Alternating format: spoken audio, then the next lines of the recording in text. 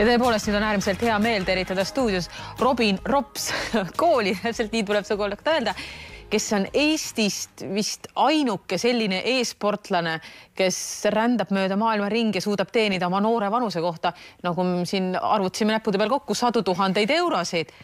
See vastab kõik tõele? Ja, tervist muidugi ikka vastab. Sa oled 18-aastane, viimaseid päevi küll. Viimaseid päevi. Mis asja sa teed? Mis see e-sport on? E-sport on lühidalt arvutimäng. Ma istun oma kodus, mängin arvutimängu ja see on mu töö. Tead, enne kui me edasi läheme selle jutuga, võtsime ühe sinu spordivõistluselt ühe mängu, mis on selline kommenteeritud mäng, mida meie vaated mõtleks ilmselt spordireporterid kommenteerivad nagu meil suusasporti või korvpalli. Täpselt samamoodi kommenteeritakse arvutimängu ja see on ühest sinu võistlusest üks katkend, et anda vaatajatele natukene pilti ette, mis umbes võiks olla.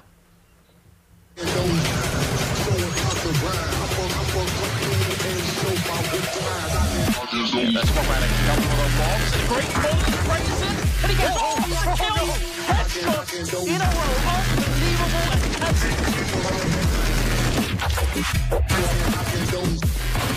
oh Robs, an ace immediately with the MP9, that's so much money.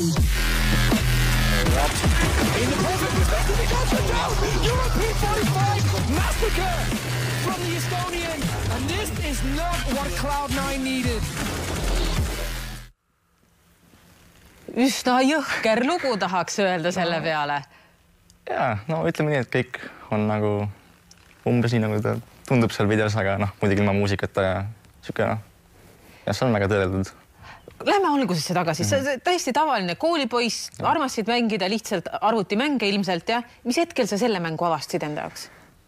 Selle konkreetse mängu avastasin kuskil 3-4 aastat tagasi, aga sellel on nagu ka vanemaid versioone, et see kuskil esimese versiooniga ma hakkasin äkki 7-8 aastaselt, ehk siis üle 10 aasta tagasi. Need kõik ikkagi tulistamismängud? Jaa, tulistamismängud. See päris õudne? No, tavavaatijale tundub õudne. Mõnele lapsele tundub lõbus hobi. Kuidas see niimoodi on, et üks arvutimäng, no tõesti, käid ringi, tulistad ja siis kaotad elusid ja võidad elusid ja nagu nad enamalt vist enam-vähem niisugused reeglid on, paelub nii palju inimesi, et selle eest ollakse nõus maksma auhinna rahasid, mis on tõesti sadadetesse, tuhandetesse dollaritesse küündivad. No kuna seda tõesti nagu jälgib nii palju inimesi, siis kõik see vaatajaskond on nagu sellesse kaasatud, et kuna kõik mängivad arvutimänge tänapäeval, nii palju noorem mängivad, siis kõik on huvitatud sellest ja kõik need suured firmad, mis tahavad nagu oma rahad panna, on sellega nõus, sest vaatajaskond on nii suur ja reklaam saab tehtud. Ja noored inimesed saab sinna taha. Ja. Kirjelda, sa just hiljuti tulid ühelt võistluselt tagasi Saksamaalt.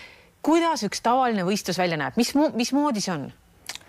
No kui ma lendan nüüd ükskõle võistlusele, siis esimene päev, lendan võistlusele, muud midagi, väga lihtsalt nagu saame kohaga tuttavaks ja siis... Kas sa oled nagu superstar, kui sa saabud sinna? Sa oled kõva mäng ja sa oled äge tegija selles valdkonnas. Saabud sinna, siis sul on mingisugused eelised juba, punane vaip rullitakse lahti ja niimoodi. Päris punast vaip ei ole, aga ikka on, kui sa näiteks lennujaama tuled, siis on võistluse organiseerija on sulle selle nagu keegi inimese nagu vastu saatnud, et võtab su üles ja viib su hotelli ja see on nagu väga mugav tänapäeval. Ikkagi staari elu natukene, jah? Natukene küll, jah. No nii, jõuame võistluspäeva, hakkab pihta, on mingisugune saal ja tohutu hulk mängijad siis kohal. No, kui sa lähed võistlusele, siis alguses on nagu see grupifaas. Grupifaas on tavaliselt lava taga, et nagu ütleme nii, et kui sa jõuad siis veerandfinaali, siis vaadates veerandfinaalist on tavaliselt nagu kuskil suures saalis või kuskil suurel areenil, kui ma näiteks, ma ei tea, kuskil maksimaalselt 10 000 inimest ja tavaliselt see täitub. Ja kõik tahavad näha, kuidas teised arvutimängu mängivad. Ei taha nagu ise mängida, et tahavad vaadata, kuidas mängitakse. Tõsi. Mis sinust nii talendika teeb selles mängus? Kui nii palju on huvilisi, ilmselt nad kodus ikka natuke proovivad ise ka mängida, aga neil millegi pärast ei tule nii hästi välja. Miks sa paremini oskad? No see on aastate kogemus, ütleme nii, et ma olen nüüd üle 10 aasta tegelenud sellega. See on kõik nagu, selles on nagu füüsilist kui vaimset poolt, et nagu on refleksid füüsilise poole pealt, kõik kiire liigutamine ja nii edasi. Aga näiteks vaimse poole pealt on, ma ei tea, näiteks nagu mälumäng, et nagu kuidas sa positsioneerid ennast, kuidas sa nagu vastasele lõksu paned, kõik siuksed vaimsed asjad. Kas sulle maailmas on vastaseid ka? Kindlasti. Aga sa pole veel neid kohanud, jah? kuidas sa mõtled vastaseid? No selles mõttes, et sama kõvasid tegijaid kui sina. Muidugi on, et no me oleme enda tiimiga nüüd kuskil top 5, top 6 praegu maailmas ja siis... Ja sul on Saksa tiim? Jah, aga see aasta meie tippkoht oli teisel kohal, et me ikka jahime nagu seda esimest kohta, aga praegu on päris tasavägine seal, et kõik tiimid on hästi head vormis. Kus riigist need kõige kõvemad tegijad kipuvad tulema? Taanist, Soome, Taanist, Rootsist. Aasiast mitte? Aasiast ei. No minu mängus ei ole jah Aasiast, aga teistes mängudes leidub ikka Aasiast päris kõva tegijaid. Kuidas sa oma elu ette kujutad? Sa tegelikult oled sellises vanuses, kes peaks käima hommikust õhtuni koolis ja tohutult õppima ja ülikoolid ja kõik see muu lugu. Kui sa teenid praegu sellega, mida sa armastad teha, 100 000, mis su motivatsioon üldse oleks koolis edasi käia?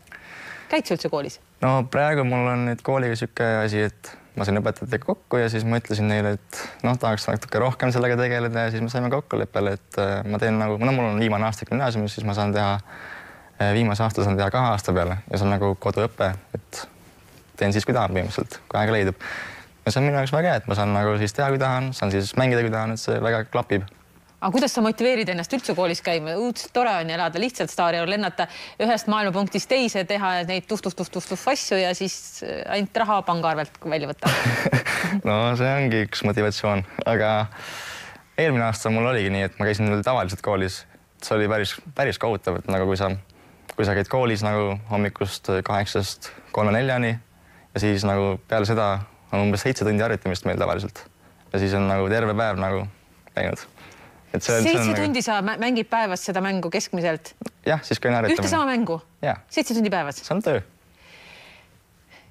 Mis see su ajuga teeb? Sest et ma olen kunagi ka hilisteismel seas, kui arvutiüles tulid või umbes niimoodi mõnda mängu mänginud ja kui läks nagu üle 2-3 tunni need asi, siis järgmine päev ikkagi sa juba vaatasid ilma ka niimoodi, et neid liigutaks nüüd sinna või seda teeks nüüd teistmoodi ja kes sealt nurga tagant tuleb. Mis see sinu ajuga teeb?